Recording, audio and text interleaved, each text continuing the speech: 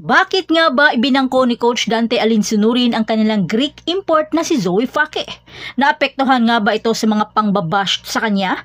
O talagang di lang niya mahanap ang kanyang koneksyon sa Flying Titans? Tara at ating alamin. Pero bago pa man ang lahat, kung hindi ka pa nakapag-subscribe, please like and subscribe at pakispike na rin sa bell button para lagi kang updated sa mga valuable ganap. Hindi nagtagal, nagtagumpay na rin ang Chocomucho Flying Titans laban sa Zeus Coffee. Ngunit ang nakapukaw ng pansin ng lahat ay ang limitadong oras na laro na ibinigay kay Zoe Fake, ang kanilang Greek import player. Ipinakita ni Coach Dante Alinsunurin na ang desisyon ay nagmula sa kasalukuyang kalagayan ni Fake na nagpahayag ng alalahanin sa kanyang level of condition na maaaring makaapekto sa kanyang performance sa court. Sa 4 na puntos lamang sa laro, maingat na itinuturing ang oras sa laro ni Fake upang siguraduhing marating niya ang peak form nang hindi naaapektuhan ang kanyang kalusugan.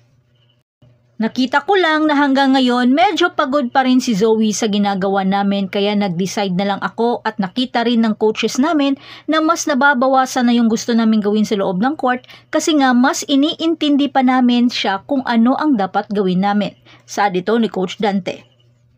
Sa pagkawala ni Fake, sina Royce Tubino at Isa Molde naman ang nag-step up na nagdala sa Chocomucho sa tagumpay. Sa kabila ng hamon na ito, nananatiling positibo ang kupunan sa pagbabalik ni Zoe Fake na buong lakas siyang maglalaro.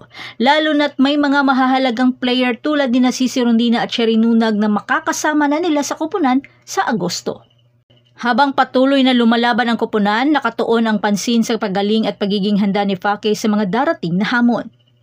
Siguro babalik naman si Zoe. Everyday sa training naman talaga pinupush niya yung sarili niya. Sana lang makahinga siya at pagdating sa mga kailangan namin sa crucial games o kung ano man na dumating na games, kakailanganin pa rin namin siya. Hindi naman siya problema pa talaga. Sa akin, importante lang makapahinga siya para kapag kailangan na namin siya, mas healthy siya pagdating ng games. Dagdag ni Coach Dante. Pero bukod sa mga pinagdadaanan ni Maring Zoe ay nakapansin rin ang lahat na bigla itong nag-private sa kanyang IG account pagkatapos ng kanilang sunod-sunod na pagkatalo. Parang isinisi sa kanya ng mga fans ng Chocomucho ang pagiging kolelat nito bilang import ng kupunan. Kaya siguro naapektuhan rin ang mental health nito at bumaba ang kanyang kumpiyansa. At mayroon namang isang video na kuha ng isang fans na pilit pinapapunta ni Dina Wong si Maring Zoe sa kanyang mga fans na gustong magpa-picture. Pero makikita mo sa kanyang mukha ang pag-aalinlangan. Buti na lang at napilit ito ni Wong. Malaking bagay na makakuha siya ng suporta sa mga fans kahit na feeling cancelled ito. Kaya hinay-hinay lang din tayo sa mga salita dahil di rin natin alam anong pinagdadaanan ni Maring Zoe. At yan na ang lahat para sa ating update ngayon. Manatiling nakatutok para sa iba pang mga balita mula sa mundo ng Philippine Volleyball. Huwag kalimutan mag-like, mag-subscribe at i-spike ang notification bell para hindi ma-miss ang mga susunod na video. Hanggang sa muli, patuloy na mag-spike at mag-dig sa ating channel. Parang nag-doubt na ako doon ngayon today sa ginagawa niya kasi sa sitwasyon namin ng first set talaga sobrang yun ang kulang namin yung paano kami pumipensa, paano kami pumatay ng bola. Doon ko nakita na parang hindi pa talaga nakaka-adjust si Soy dito sa sitwasyon na to. Kaya nag-decide ako, yung coaching staff ko, tinanong ko rin sila na kailangan talaga nating magpalit na muna. Kailangan ipahinga siya. Siguro ako naman sobrang tiwala naman ako sa doon sa pinasok ko ng second set. Kasi yun talaga yung tao ko Although si Dindin lang yung nasa loob ng court na bago. Pero sabi ko nga, madali namang ikay si Dindin kasi kakilala ko na rin siya before sa pumunta rito. Kaya kung ano lang yung binibigay ko sa kanya, ginagawa naman.